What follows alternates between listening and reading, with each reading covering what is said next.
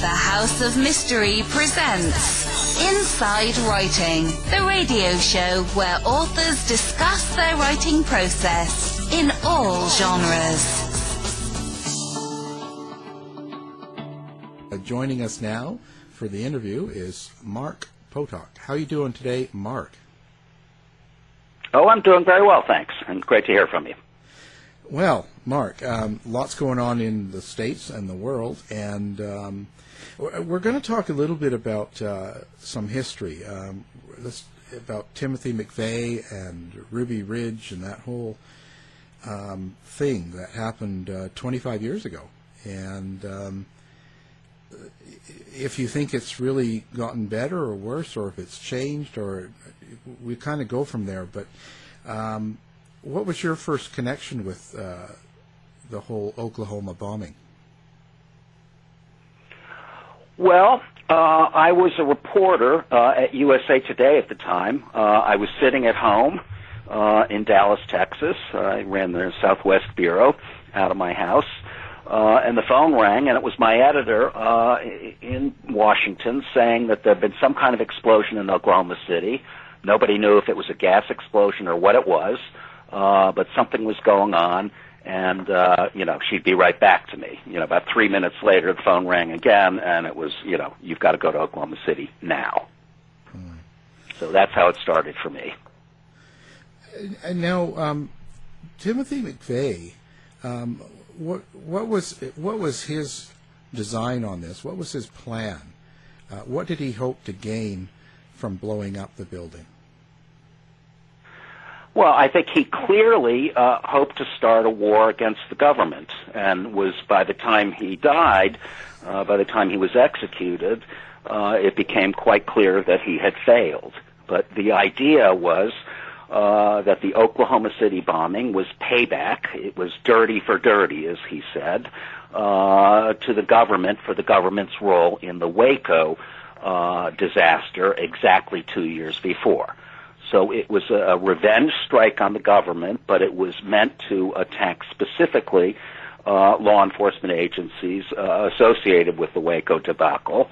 And more than that, as I say, to kick off some war against the government. Now, on Waco itself, what do you think the problem was? Like, why was there the hate group toward the government? Like, what was it about Waco that they didn't like? Well, I covered Waco as a reporter from the first day to the last.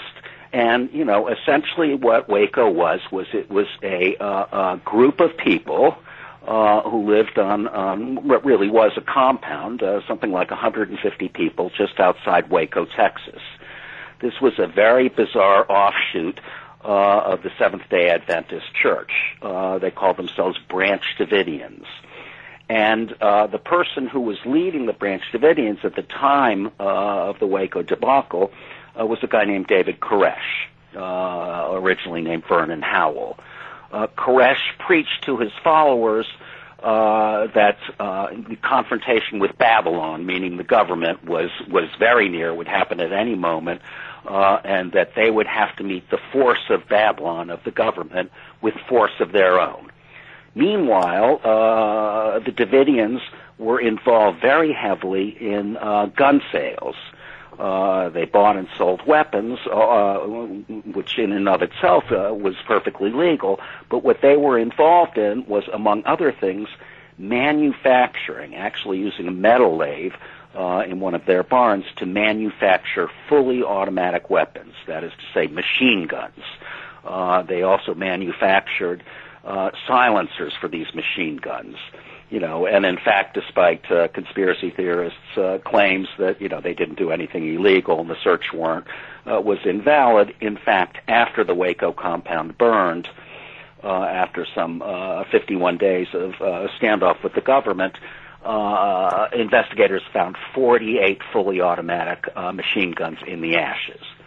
In any event, what happened briefly was the government did get a search warrant, and then carried it out, as it turned out, despite the fact that their raid had been compromised a short time earlier, about 45 minutes before the planned raid, which was on February 28th of 1993. It was a huge disaster.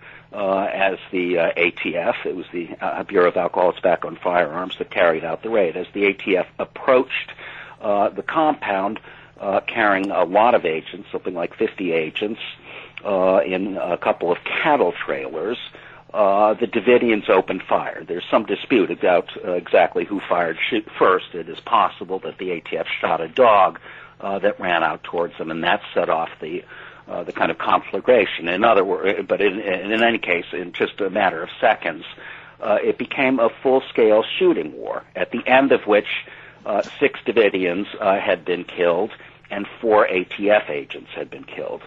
The really remarkable thing was that because the Davidians had prepared so sort of assiduously, such a warlike manner for the arrival of the ATF, they essentially won the battle. And the ATF, much to their sort of everlasting humiliation, was forced to back away, hands in the air, weapons back in their holsters, and so on, in order to achieve a ceasefire. And then what followed was a 51-day standoff that ultimately ended on April 19th of 1993, when the government finally injected tear gas into the compound, started to break down walls in order to try and force the Davidians out.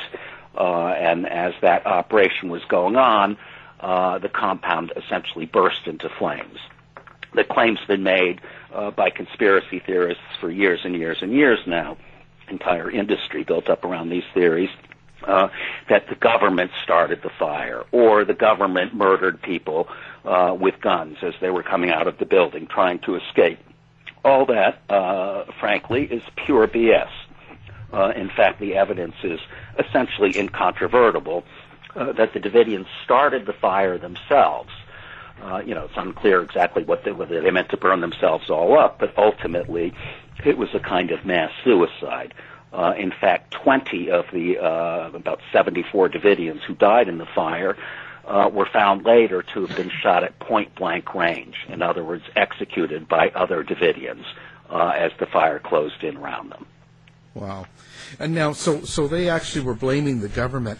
Now, were there particular people in the government? Like, who is it when they say the government? Like, with Timothy McVeigh, was he thinking of Janet Reno, Bill Clinton? Was there particular people, or was it just the whole government? Well, Janet Reno came to be the kind of the face of Waco. I thought Janet Reno was a reasonably thoughtful person, and certainly did not try and create danger to the children, to the people inside the compound. But yeah, Janet Reno was the face of it. Bill Clinton was certainly seen as an enemy as well. And ultimately, what Waco became in the eyes and the minds of the radical right was the primary example of what the government supposedly was willing to do to people with kind of heterodox religious or political ideas who were involved heavily in guns. So essentially the narrative became, this is what the government is willing to do to its own citizens, engage in mass murder, simply because they didn't like the fact that they sold guns and were into weaponry and so on, and also had a rather bizarre theology. Well, the Ruby Ridge, event, I guess you'd call it, the Ruby Ridge thing that happened was another one that they jumped onto as well. That's right. Ruby Ridge came about a year before Waco. It was in 1992. And, it's frequently cited as one of the precursors to Waco and then the Oklahoma City bombing, and there's some truth to that. However, I was a newspaper reporter at the time, and when Ruby Ridge, well, let me first say what it was. Essentially what it was there was a white supremacist man named Randy Weaver and his small family who lived in a little cabin on top of a kind of mountain ridge top that was known, at least colloquially, as Ruby Ridge in northern Idaho. Weaver at one point sold a sawed-off shotgun to an undercover agent. The government then arrested him, and tried to convince him to become an informer for the government and to infiltrate the nearby compound of the Aryan nations, which at the time was the leading, or certainly in any case the best-known neo-Nazi group in America, a group that, explicitly kind of worshipped Adolf Hitler. Weaver refused. He was a white supremacist himself. And ultimately he retreated to this cabin on top of the mountain with a lot of guns and his family and one family friend, where they were surrounded, and a huge standoff took place there, too. Much shorter than Waco, but a standoff that lasted for, over a couple of weeks. During that standoff, in the initial there was first a confrontation one day when Randy Weaver's young son heard their dog barking in the woods and ran out into the woods and ran into a couple of U.S. Marshals with weapons. There was a shootout, and Sam Weaver, the young kid, was killed. A few days later, a sniper with the government shot and killed Sammy Weaver's wife, Vicki Weaver, who was the real kind of hardline white supremacist ideologue of the family. Ultimately, they were talked into, negotiations went on, and they gave themselves up. And there was a remarkable kind of aftermath in the courts in which Samuel Weaver was charged with murder for shooting an ATF agent, and then acquitted completely. So the thing that I want to say, though, it was really it became a very big deal on the radical right. It wasn't so much that every American was following the Ruby Ridge side. Really weren't. It wasn't on television every night at all. But then a year later, a little less than a year later, the Waco confrontation happened, and that was quite different. That was televised every single night on all three network news shows, and just an enormous amount of attention all around the world. And when finally the Waco building, the compound, burned, virtually the entire nation watched it on television.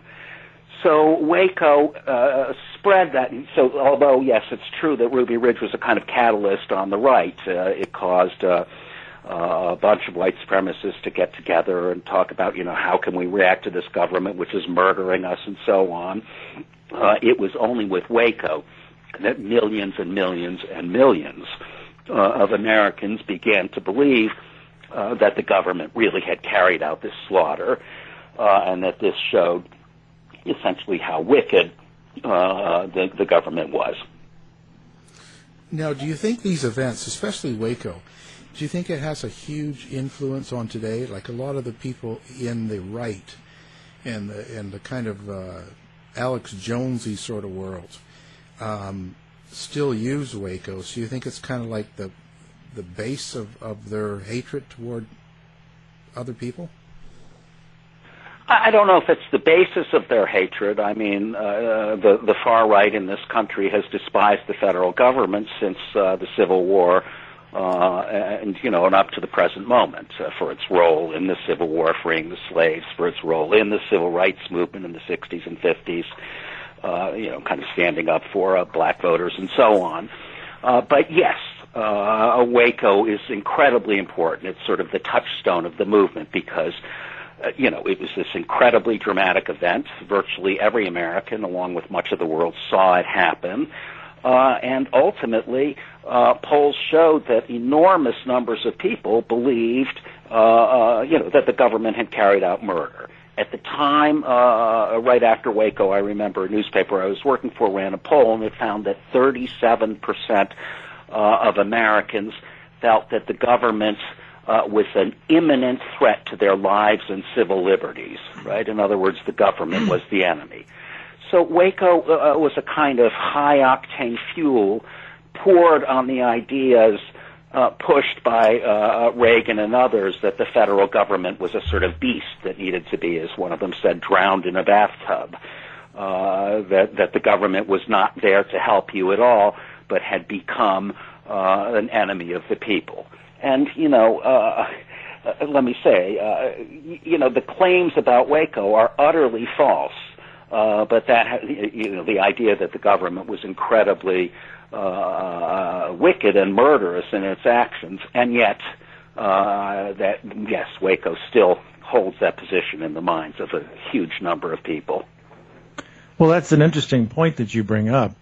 You talk about how this sort of alternate reality back then was fueling this hostility and rage towards the government, and now it's 25 years later, and fake news plays such a role in the opinions of so many Americans right now. How do you think that's developed over the years from, believing that Waco was something orchestrated by a government out to get people, and now, I mean, that's tenfold. That belief has just grown and grown. Well, it's a fairly straight line, really, when you think about the Alex Joneses of the world, claiming that the Sandy Hook massacre of school children was really all, carried out by child actors and so on. In other words, that all of these events, all of these mass shootings and terrorist attacks and so on are really, if you only knew what was really happening, are really the government at work in various terrible ways. I mean, just to jump ahead to Oklahoma City, the Oklahoma City bombing in 1995, which was, directly payback for Waco. Almost immediately after that bomb went off, the conspiracy theorists got to work, concluding ultimately that Bill Clinton had that building bombed, and that the reason that President Clinton was so willing to murder 168 of his fellow citizens was that this would be a way of terrifying the American public into accepting draconian, anti-democratic terrorism legislation. So the essential theory was that ultimately Clinton, and the forces of the political left were coming for the guns of all Americans. And they would do this under, as I say, some kind of draconian anti-terrorism legislation. So the whole Oklahoma City bombing, in other words, according to the conspiracy theorists, was a pretext in order to seize regular Americans' weapons and ultimately to shepherd all of those who resisted that gun seizure into concentration camps that had supposedly secretly been built over the previous 10 or 20 years by FEMA, the Federal Emergency Management Agency. There you go. So, a whole series of conspiracy theories, and, that is what we're living with the legacy of that today. The President of the United States, as you mentioned, talks about the press as the enemy of the people, talks about, right today, it's everyone who's into impeachment is, actually a vile traitor and so on. Who maybe needs to be put in the electric chair. I think that the whole series of events we're talking about, from Ruby Ridge to Waco to Oklahoma City and all that has followed, culminating, I guess, most recently in the murder of 22 people in El Paso, has just been a conspiracy movie, has brought us to this place where people do accept this alternate reality, where people really listen to the likes of Alex Jones and other conspiracy theorists and think that he's right on. He understands what's really going on. And people think, well, that was 25 years ago. In reality, it doesn't seem like much has changed. In fact, it seems like it's only gotten worse. Well, I think it has gotten worse. And the reason, well, there are a number of reasons for that. One of the reasons is that, when we talk about the radical right in the United States, we're talking about a real movement. This is not, as Fox News and President Trump would have us believe, a bunch of people who are off their meds, who need to see a shrink, or some people who have watched too many violent video games, played too many violent games, or, smoked too much pot, or whatever it may be. But these are literally the explanations you hear from the far right. The reality is that this is a real movement, and it is based on real things that are happening in the world. What I'm talking about essentially is the huge changes that globalization has wrought on not only American society, but on most of European societies as well. And what I mean by that is very large demographic changes. We are on course to, by 2043 or 2044, lose a white majority in the United States for the first time, obviously, since the colonial era. So, that means real changes. Also, the financial aspects of globalization have meant that, huge sectors of our economy are in trouble. Just ask a steel worker, an auto worker, somebody who used to work in a textile plant. Mm-hmm. So while some people are, doing very well, and the income disparity doesn't seem to, it does grow every year. There are enormous sections of the population are hurting. And the third aspect to that is the idea that we're also seeing massive cultural changes. And, the simplest example of that is same-sex marriage, right? I think 20 years ago, same-sex marriage, right? I mean, whatever one thought about it, it sure didn't seem possible that was going to be the law of the land. And here we are, with same-sex marriage legal in all 50 states. So essentially what I'm arguing is that we as a society, and really with the Western Hemisphere, is going through an enormous backlash against these changes. And we've seen this at other points in our history, but this is a particularly big one. So, that I think is the basis really for what's happening. And now we have an added and really scary element, which is the role that Donald Trump in this country has played. Mm-hmm. Trump has normalized these ideas. I don't need to run through the roster of, there were very fine people in Charlottesville among the Nazis and so on, and, all of the ways that Trump has encouraged the radical right. And made it clear, if not precisely that he's one of them, but certainly that he's sympathetic to white nationalist views. And, we are not the only country in which this is happening. That's when right. you see, Viktor Orban in Hungary, or the leaders of Poland, or most of the Scandinavian countries, the UK now with Brexit, all of these countries are going through real paroxysms related to the way the world is changing. And, it seems indisputable to me that we're seeing a rise of the sort of liberal democratic order is in danger in the Western world. We're seeing the rise of authoritarian movements and leaders all over. And, while this is not the 1920s or the 1930s, this is not Weimar Germany, it's a scary moment. And I think without question, it could and very likely will get worse before it gets better. And that brings up a really good point. When you see a lot of this stuff going on in the news, a common response that you'll hear is, oh, this is just the final death throes of this movement because they know that their time is ending. When it seems to me much more like they're getting a little smarter and a little more organized. And it's not the last gasp of some, minor problem in America. It's something that's actually growing and getting worse. Yes, it's resurgent. No, I very much agree with that. Ultimately it may be the last gasp, but we're talking about 20, 30 years down the line. That's right. When the United States loses its white majority, I think there are a lot of reasons to hope that the country will kind of right itself. When you look at polls of youth, for instance, the vast majority of American young people have no problem at all with interracial relationships, right? The big bugaboo of the Klan, for instance. Yeah. So those kinds of things suggest that, perhaps we'll take a turn for the better. But I don't think it's a certain thing at all, and I do think that there are some real similarities to the 1920s. In the 1920s, I think people who are sort of lightly read in history, well, the 1920s, that was the Roaring 20s. It was the jazz age. We had these, sexy gals called flappers and, nice outfits. And, everybody was dancing in the streets. But in fact, it was a similar time in that the society was incredibly divided. Huge changes were going on. Women got the right to vote in 1920. The 1920 census first that showed that the majority of Americans were living in cities. It was becoming an urban country instead of a rural country. The Stokes trial over religious fundamentalism happened then, so religion was under attack.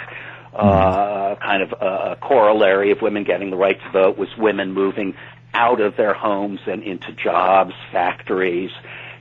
Sex was out in the open in a way that hadn't happened. So what I'm saying is that there were huge kind of fundamental changes going on in the 20s.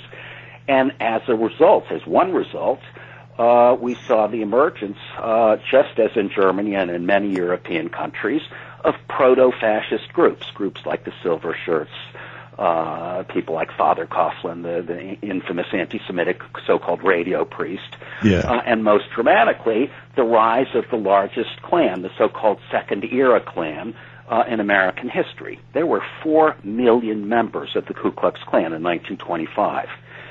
So, and ultimately that resulted in the 1924 Immigration Act, which was this incredibly racist quota system, which essentially limited immigration to the United States to northern European countries, in particular with the aim of keeping out primarily Catholics but also Jews. But to just finish the argument, what happened, though, was in the course of the 30s, after the Great Crash in 1929 and the Depression, which kind of bottomed out by about 1932, was that Roosevelt was elected, FDR, and the New Deal was put into place, and things started to get quite a lot better in this country. And then, of course, towards as we got into the late 30s and early 40s, the United States entered World War II and fought with the Allies against, the most explicitly racist and anti-Semitic and barbaric regime you could imagine. So what I would say is that there was a kind of fork in the road in the 20s and early 30s. Germany went one way down that fork, took one turn, and the United States did a lot better. I'm not suggesting that the United States in 1945 or 1950 was, such a wonderful place, and, obviously there were Red Scares and the McCarthy era and so on, but it was in a hell of a lot better shape than it would have been had it gone down essentially the fascist path. So, again, not to say that this is some kind of direct analog to the 1920s, but there's a similarity. The society under huge stress, major changes. In some places, very typically in Washington, those changes not really being acknowledged, right? I mean, there's not a whole lot going on in terms of helping the people, for instance, who've lost their jobs in auto and steel and textiles and all the rest. And you also see the angst felt among white Americans in the opioid crisis, in the the fact that white people aren't living any longer, right? The rise in death ages has stopped, and so on. So we're at a really pivotal moment, I think, and that's really what all this means. Well, a pivotal moment was World War II, which seemed to kind of make it very clear that Nazis were bad. And I don't know how we got confused about that over the years to where now, as you were saying, the president's referring to some of them as very fine people. But I think that one of the things that may have happened from World War II, and you might know better than I would, that it seemed to shame a lot of this into the shadows more than it was before. And now they seem to be coming out of the shadows. What do you think is That's right. the driving that? Because, one of the things that appears to have motivated Timothy McVeigh were the Turner Diaries.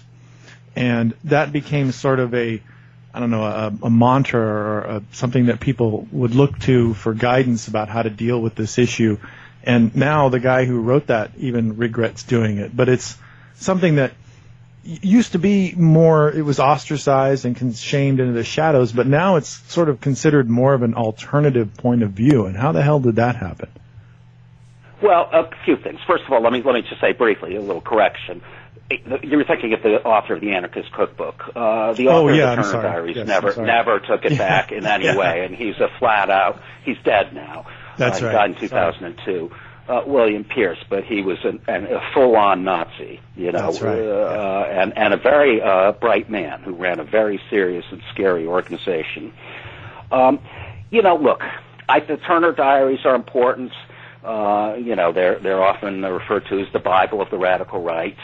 There are other books that are important in the development of kind of thinking on the radical right.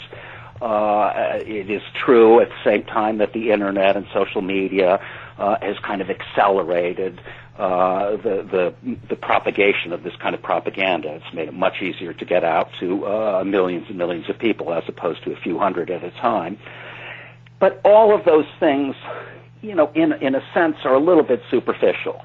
The Turner Diaries did not create the white supremacist movement in America, or the resurgent white supremacist movement. They played a part, just as the algorithms on the internet play a part. I think probably more important than either of those things is the role that Trump and much of the political right in this country and in Europe as well are playing. So again, I would come back to say, yes, all of that is true, but how did they come back? Part of it is, ultimately I really do think it's a kind of socioeconomic basis of the changes we're seeing. Mm-hmm. But there are very many important things that have happened. It's absolutely true that coming out of World War II, right, to be a National Socialist, to be a Nazi, that was to be a traitor, right, a kind of death penalty offense. And besides that, people who didn't have much interest in anti-Semitism or racism,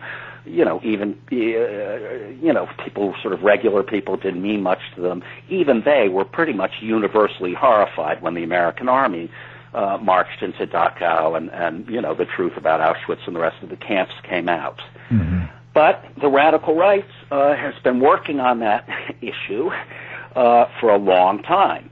And that is where things like Holocaust denial became very important. That's right. There was the leader of the first major post-war American fascist grouping, a group called the American Nazi Party, was a guy named George Lincoln Rockwell. Mm-hmm. And Rockwell did some very important things in terms of trying to make the position of the radical right, and specifically National Socialism, more palatable. The first one was he adopted the idea that, he did several things. One of them was he expanded the idea of what it was to be white, right? Real National Socialists, Hitler viewed Southern Europeans and Slavs and all of these other groups as not real Aryans. They too were, Untermenschen, sort of under people, lesser human beings, subhumans. Rockwell recognized that white people in America there were an awful lot of ethnic white people. A lot of them were Southern Europeans and Slavs and so on. Mm-hmm. So Rockwell expanded the idea of what it was to be white. He also, and this is critically important, was one of the very first ideologues and thinkers pushing the idea of Holocaust denial, right? It's all a dirty lie. The Germans never did any of those things, and some of these people are really quite something today. Auschwitz had swimming pools, and the inmates used to play soccer with the guards, and it was all a great time, and that sort of thing. Hogan's heroes. And thirdly, Rockwell adopted a particular theology. He was not like real National Socialists everywhere. He was an atheist completely. But as a cynical matter, he understood that Americans were far more religious than Europeans, and specifically Christians. So this Christian identity, not to get into it too much, but essentially it is a kind of heretical reading of the Old Testament to say that Eve in the Garden of Eden did not merely take a bite of an apple from the tree of knowledge. If you only could read the original Aramaic, you would know the truth. And the truth, so they say, is that Eve actually had sex, literally, with the serpent, right? Mm-hmm. So Eve's first child, Cain, is the first Jew. So, it's very complicated and bizarre, but the idea is that we've got it all wrong. Jews are actually the descendants of Satan himself, and it's really the godly white men who are the chosen people, and so on. So, in other words, he kind of wrapped his hatred in holiness. So, that's a long answer to a short question. It's only a little piece of the picture, but what I'm saying is that there have been real changes on the radical right, and this has permitted what I would describe as, over the last 30 or 40 years, as the Nazification of the radical right. Mm-hmm. Right? When you think back to the original Klan, the original Klan didn't love Jews, to be sure. The second-year Klan of the 1920s, pretty explicitly rejected Jews. But the primary enemy was black people, they were seen as the primary threat and so on. Yeah. Today, if you look at most of these groups, the large majority of them don't like black people, don't like Muslims, don't like gay people, and there's a whole laundry list of other people they don't like, but ultimately they see the satanic Jew, the perfidious Jew, as being behind all of the other evils in the world. So, this is an idea that's been nurtured for a very long time, 50, 60 years now, and we're far enough away from the war that it seems believable, God help us, to at least a fair number of young people, that the Holocaust is a myth, and so on. And so I think that has a lot to do with these, the spread of these essentially National Socialist ideas. Well, thanks for correcting me. I guess it was too much to believe that guy would have retracted what he believed in. No, William Pierce would never retract any. He was a serious guy. William Pierce had been an associate professor of physics when he decided that he couldn't, in Oregon, when he decided that he couldn't stand the sight, this was in the late 60s, of some of his white colleagues going out with black women or black men and so on. He was so disgusted by that, he became kind of completely wrapped up in National Socialist ideas and ultimately left his teaching position and started a very serious organization originally based in Arlington, Virginia, but for the better part of 30 or 40 years in West Virginia, up on a mountaintop. Oh, wow. So do you see, how are we going to gain anything back at this point? When people are listening to news and internet feeds of their choice and no longer open to other ideas? Well, it's not an easy answer. If I had an easy answer to that, I'd be rich or famous, I guess. I think a part of it is simply that we have to live through this very tough transition from one kind of a society to another one, which I think we're, indisputably going through. Mm-hmm. Other pieces of it, I think, are, and this sounds like Pollyanna stuff, but, our communities are really fractured in terrifically scary ways. And so there is a hell of a lot of bridge building that needs to go on. And it's obviously been a very difficult time because, at the same time as you have this very reactionary movement, it starts with the Tea Party, now here we are. We also have the rise of, the Me Too movement, of Black Lives Matter, and so on. So, I think there's a lot of bridge building to be done. I'm not really much of a bridge builder. I also think as a personal matter that, there's much to be said for outing these people. Mm-hmm. I worked doing that kind of thing for 20 years at the Southern Poverty Law Center. However, one begins to wonder, these days you out somebody, as a white nationalist or, that kind of thing, and, sometimes they get kicked off the air or they have to resign their seats, and sometimes they don't. Yeah. So I don't know, and added into all of this, first of all, we now have this, incredible impeachment process going on, but looking at the longer term, I think the outlook is scary for some other reasons. I think of global warming and the near certainty that in a very short time, in a matter of a couple of decades, we're going to have huge refugee populations all over the world. And obviously that is going to simply redouble the kind of pressures that people are going through. So I guess that's not a very hopeful answer, but that's, where I'm at thinking about all of this.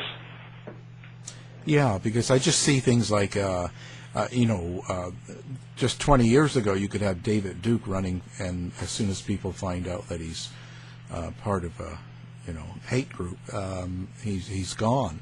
But nowadays, you can be an open neo-Nazi and run for any sort of government job. Mm-hmm. Yeah, although to be fair, thinking about David Duke back in the 80s and 90s, Duke got over 600,000 votes running for governor of Louisiana. And he got similar numbers of votes. I think in one of his elections he got something like 60% of the white vote in Louisiana. So, it wasn't so easy. It wasn't like once he was outed, that was the end of David Duke. He had to slink away into some hole someplace. Yeah. You guys probably remember he was running against Edwin Edwards, who was known as a corrupt politician. And during the election, a very, very famous bumper sticker appeared which said, "Vote for the crook. It's important." In other words, vote for the crook, Edwin Edwards, because voting for David Duke, is vastly worse. And Edwards did win, in fact, in the end. But David Duke certainly didn't go away. He's one of the president's biggest supporters, and he's even talking about, running for Senate or something? So. Yeah, he's finished politically. He'll never win anything anymore. Yeah. He's simply been too outed. He wrote a book about Jewish supremacism and so on. He's really out there.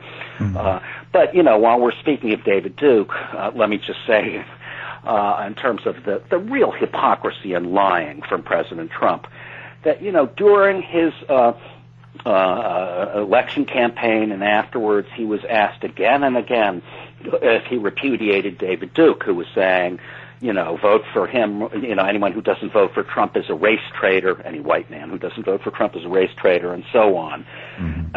And Trump made the claim on several occasions that he really couldn't denounce. Reporters were saying, do you denounce David Duke, his views? He says he endorses you. Well, yeah. I can't really do that because I don't really know who David Duke is. I don't know anything about him. And that was, if I may say it plainly, a bald-faced lie. And I say that because Trump, when he was first thinking about running for president, he was thinking of running on the Reform Party ticket, the party started by Ross Perot. And at that time, the Reform Party had become very right-wing. And Trump, ultimately said no, he would not accept a spot as running for president on the Reform Party ticket because David Duke, the neo-Nazi and anti-Semite, would have been his running mate. So, he comes back 10, 12 years later and claims he doesn't know anything about Duke. Yeah. Dog whistle hardly covers it, right? It's a direct signal to the radical right that I'm not against you guys. So what's the final outcome? What do you hope people realize and come out of in their minds from the work people like you do? Well, look, ultimately what I wish people would do is learn to think critically. Sometimes you'll read stories about fake news and conspiracy theories on the Internet and so on, and often the authors of these articles make it sound like, kids need to be PhDs in order to sort out what's true and what's not true on the Internet. Mm-hmm. And I guess I find that kind of silly. I think that if you have 2 or 3 brain cells to rub together and pay attention when you're reading the Internet, it becomes fairly obvious, at least in most cases, what is ridiculous. For instance, the claim that the New York Times, lies all the time about Trump, and mm-hmm. Prints things in quotes from him that he never said, and so on. But in any case, I think that that's probably the single most important thing. We live in a very complex world, and conspiracy theories are essentially something that not very smart people use to think about a world that's very complex. It takes a complicated world and makes it simple.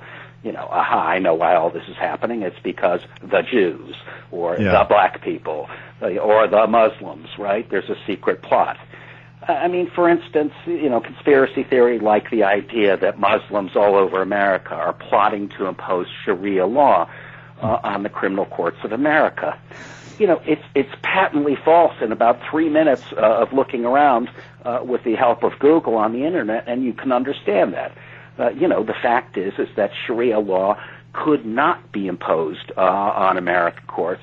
Absolutely no way. Mm-hmm. Under the Constitution. It would be completely 100% unconstitutional. But you have huge numbers of individuals and these organizations, these Muslim-hating organizations that keep propounding this as fact. So I just think people need to pay a little of attention. There is such a thing as truth. Sometimes it's a little obscure and hard to get to.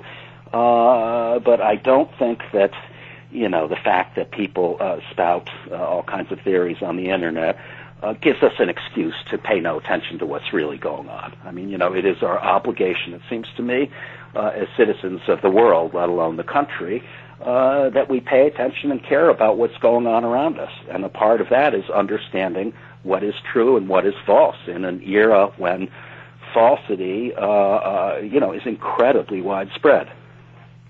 So now, have you got a website or a place people can look for you and maybe perhaps get some information from you? Sure. My website is Mark A. Potok, MarkaPotok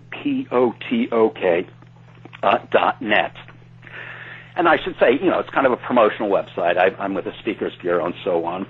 But people can contact me through that site, and I'd be happy to respond. Oh, fantastic. Any projects coming up, or are you doing any new books or anything? Well, I just came back from a big event in Washington put on by the National Counterterrorism Center, which is a government agency. So, right now, at this very moment, I'm thinking of writing something about it, because I was really struck by essentially what the conference was about was how can, now that we recognize, even we, the government, recognize that white supremacist domestic terrorism is a larger threat than Islamist terrorism, what can we do? What can the government do? And what really struck me was how, it just seemed to me that there is a lack of recognition on the part of the government or a whole lot of people that, as I keep trying to say, this is a real social movement. So there was an awful lot of talk about technical fixes, can we change the algorithms on Google, that sort of thing. Or, if we pass a law saying, that domestic terrorism, quote unquote, is illegal, will that help? And, I guess my own feeling is these things are small technical fixes and they're not really grappling with the reality of what's going on. So, what might that be? I don't, for instance, helping the people who have been hurt so much financially, economically by globalization. In any case, I'm working on that. I write sometimes for the Daily Beast. I do some speaking, and, slowly, I'm starting to work on a book. So, yes, that's true. Fantastic. Well, we really appreciate your work. Yeah. Our guest has been... Well, thanks so much for saying so. It's been Mark Potok. Our guest has been Mark Potok. Thank you for being on the show. Well, a real pleasure, and I hope we do it again sometime. To find out more about our show, guests, or to listen to past shows from our archive, please go to www.houseofmysteryradio.com. Show's over for now. Was it as good for you as it was for me? Well, good night. This has been a production of Something Weird Media. I'll be back.